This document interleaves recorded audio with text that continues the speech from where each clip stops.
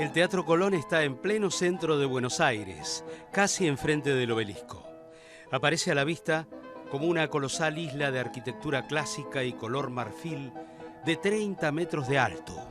Ocupa una manzana, unos 8.200 metros cuadrados, y está entre los 5 teatros líricos más afamados del mundo. Para hacer esta historia, consideré que había que ponerse algo acorde con la calidad del teatro y del evento artístico, la ópera Tosca, que volvía al escenario del Colón después de 20 años. Podría decir que yo estuve siguiendo atentamente cómo el teatro fue preparando ese extraordinario evento, por lo menos en los últimos 2 meses, y también cómo viene preparando los eventos que vienen para el resto de la temporada. Así fue que me guiaron uno a uno por todos los talleres y claramente esto sí que fue un descubrimiento. Resulta que el Colón es una fábrica de hacer arte, desde luego, pero es un lugar de producción incesante, donde 500 personas están consagradas a su trabajo. Ver la sala vacía es ya un espectáculo, claro que sí. Y parecen volar y rondar los fantasmas de los más grandes del mundo de la lírica en ese territorio revestido de pana y cortinados de color púrpura y asientos y molduras pintados de dorado a la hoja. Es todo grande, solo la araña central pesa más de 1000 kilos. Y allí estuve, disfrutando de uno de los eventos artísticos del año. Pero nunca perdí de vista que lo que estaba viendo era el fruto de lo que había visto antes. O sea, era el fruto del trabajo de una fábrica que había elaborado durante meses y meses en el producto que estaba allí en escena. Una fábrica cuyo trabajo es prácticamente desconocido para el gran público. Por eso, esa era precisamente mi historia, contar el otro lado del Teatro Colón.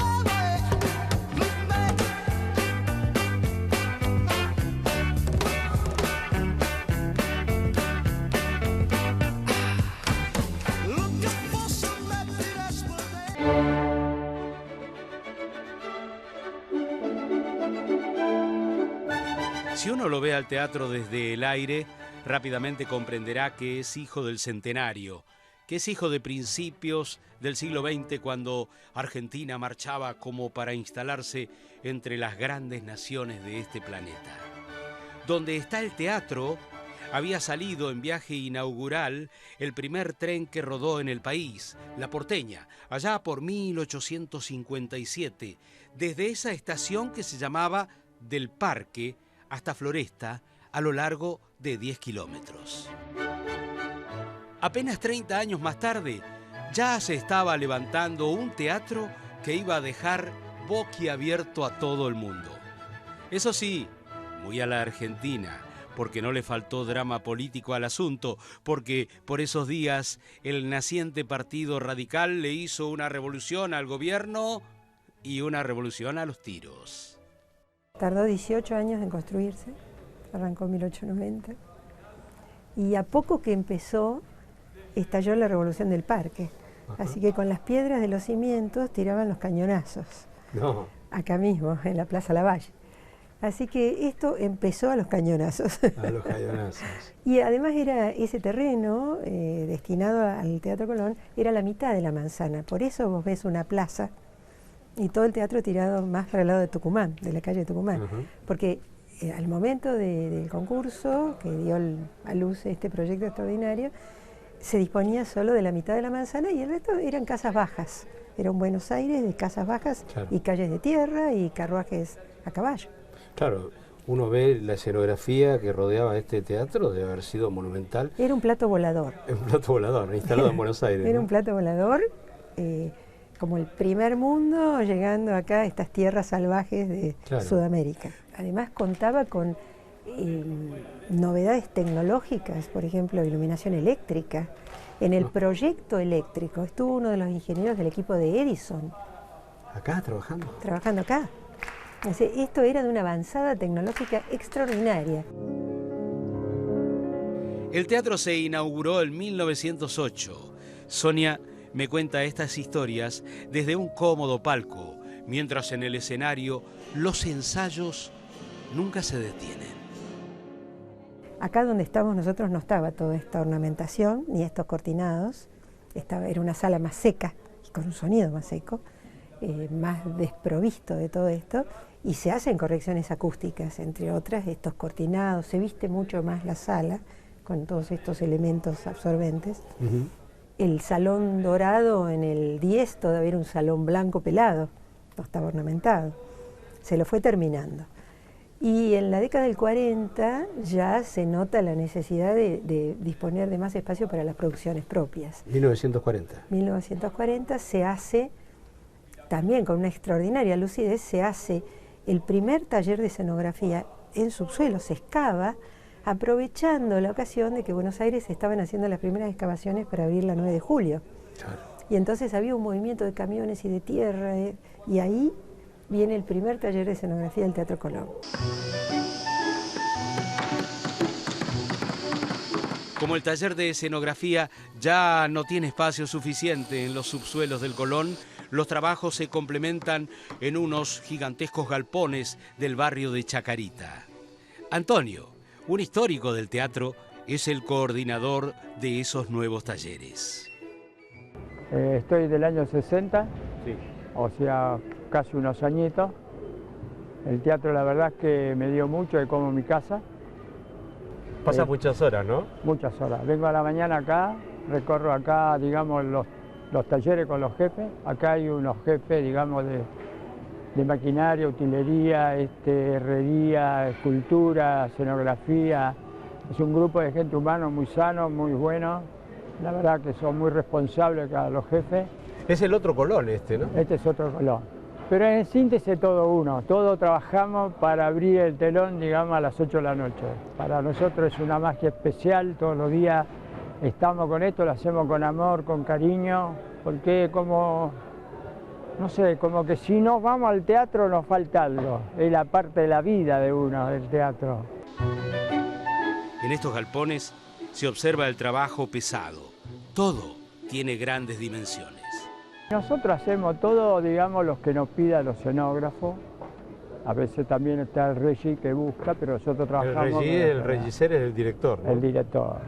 Pero el escenógrafo, digamos, tenemos charlas con el primero y después, digamos, juntamos a todos los jefes y cada, digamos, vamos dividiendo, digamos, el trabajo de cada área que le corresponde. Digamos, acá estamos en carpintería, muy cerca, acá está carpintería, utilería, está escultura, está herrería.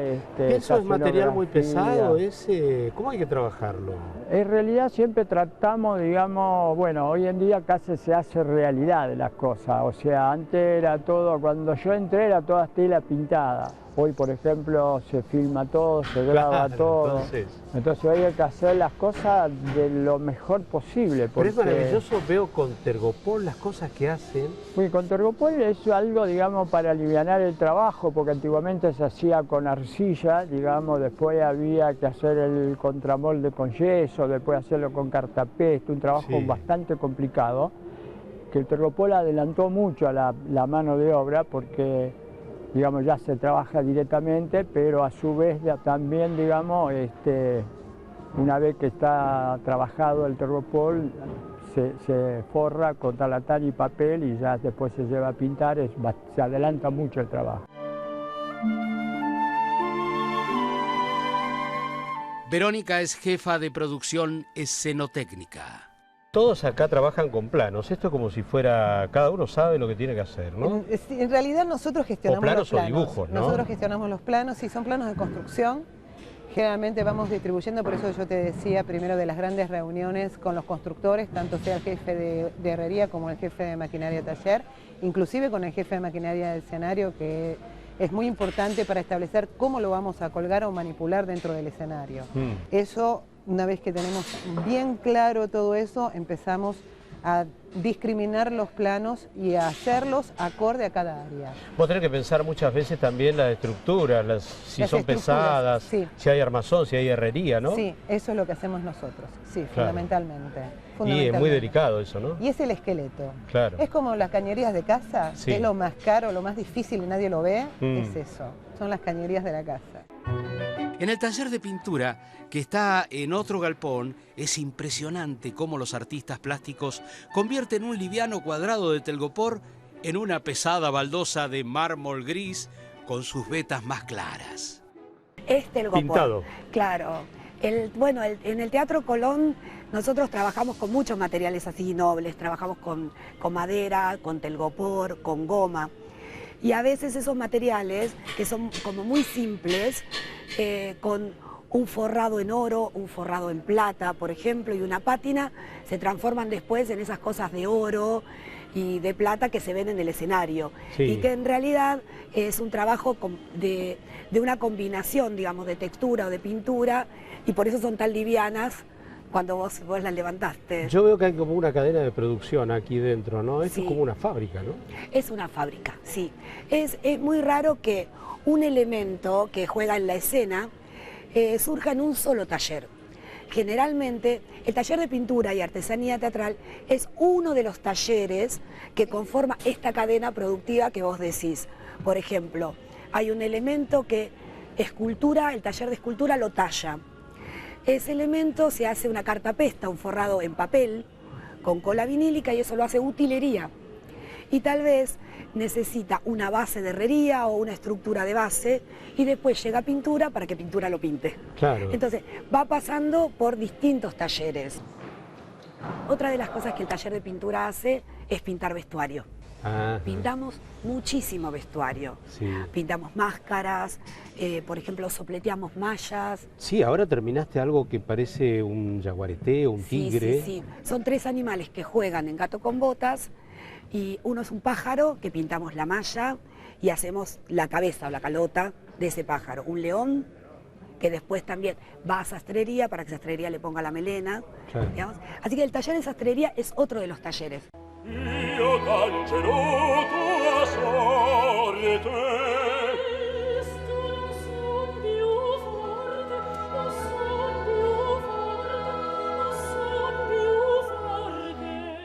Y todo para que finalmente todo ese trabajo se traduzca en el escenario en una gran puesta, en una obra de arte de la que todos formaron parte, y las grandes estrellas que reciben los aplausos del público, eso lo saben bien.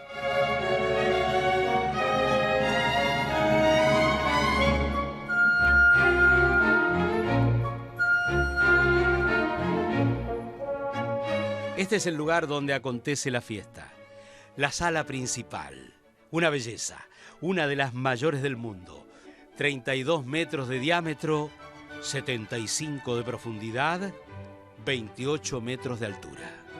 Estilo ecléctico que combina el neorrenacentismo italiano con el barroco francés y con una fina decoración en dorado y escarlata. El instituto también tiene una orquesta académica, por ejemplo. Todas esas necesidades fueron haciendo que el teatro requiera optimizar el uso de sus espacios.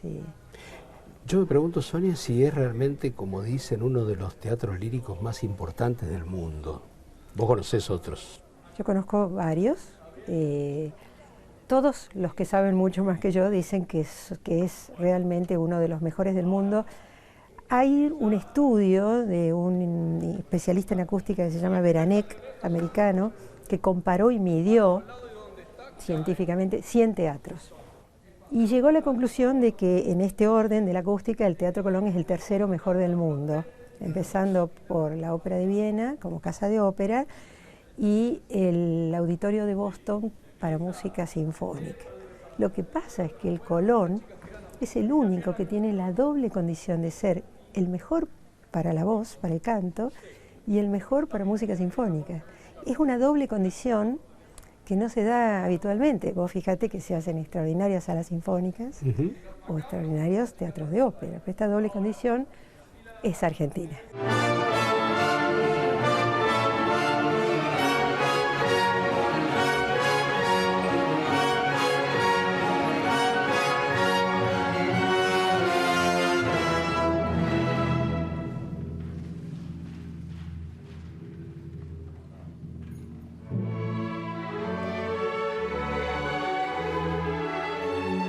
El Colón empezó a construirse en 1890 y fue inaugurado cuando terminaba la primera década del siglo XX. Hubo 3 responsables para diseñar un edificio que fue reformulado y que al principio levantó muchas controversias. Y esto se lo debemos a los arquitectos Meano, Ingeniero Tamburini y Dormal. Víctor Meano y Jules Dormal, que fue el que hizo toda la decoración, la ornamentación. O sea, ellos hicieron el edificio. Pero el que sabía muchísimo de esto, sin duda, fue Tamburini, porque la acústica tiene mucho que ver con las proporciones del espacio. Esto que nosotros llamamos el vacío, el tambor de la sala, y que tanto tiene que ver con el tiempo de reverberación del sonido y otros parámetros acústicos que deben cumplirse. Evidentemente él sabía muchísimo y había estudiado muchísimo las casas de ópera de Italia, ¿no? Especialmente el San Carlo de Nápoles. Claro, ¿se le parece? Muchísimo, nada más que este es más grande. Se le parece mucho. Sí. Tiene características muy similares, bueno, la sala en herradura, el escenario con estas dimensiones colosales que tiene, no es el caso del San Carlo, pero tiene proporciones parecidas.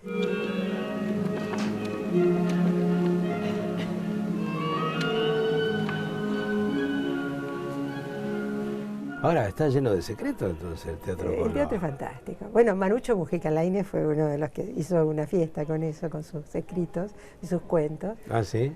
Pero ¿Qué narraba él, por ejemplo? Bueno, él cuenta Una noche en la ópera que es imperdible. Ese cuento tenés que leerlo porque las intrigas, las familias, los habitués, estas cosas, sí, las rivalidades, los amores clandestinos, sí, todo se ponía... Es una ópera fuera del escenario y otra ópera en el escenario. Pero bueno, el teatro está lleno de historias, a cuál más linda. Con los constructores debe haber también sus historias, ¿no? Siempre con los constructores de estas obras monumentales hay o tragedias o enojos o peleas o ese tipo de cosas así medio disruptivas, ¿no? Bueno, hubo muchísimo de eso, muchísimo de eso. Te digo que cuando muere Tamburini, la obra se para, hay un debate en el Consejo Deliberante, la gente dice, qué cosa tan horrorosa se está construyendo, demolición. Sí, Votamos por el teatro, por ¿no? el teatro. Y hubo quienes decían, no lo demolamos, pero hagamos un ministerio. Ah, un ministerio querían hacer. Entonces aparece Meano, que era el socio chiquito de Tamburini, y dice, mire, ¿por qué no me dan un tiempo? Yo voy a hacer algunas correcciones al proyecto, lo voy a modificar un poquito, pero tiene que ser una casa de ópera. Denme unos meses y yo presento un proyecto rectificado. Y por suerte lo presenta, lo mejora al proyecto de Tamburini y logra la votación para que siga adelante. Así que tuvo un cambio de empresa constructora, hubo muchísimos avatares, hasta que muere asesinado. ¿Quién? Meano. No. Por el mayordomo, como en los cuentos. Como un cuento policial. Aparentemente por un lío de polleras. Sí. Muere asesinado por el mayordomo. Y entonces nuevamente se para la obra, y unos cuantos años. Pero como ya estaba muy avanzado, bueno, lo traen a Jules Dormal, que ya había trabajado en Buenos Aires bastante tiempo, y que era un exquisito formado en la École des Beaux-Arts de París. Ah, claro. Para que haga toda la ornamentación y... Toda esta belleza que vemos aquí en Sí, este sí. momento.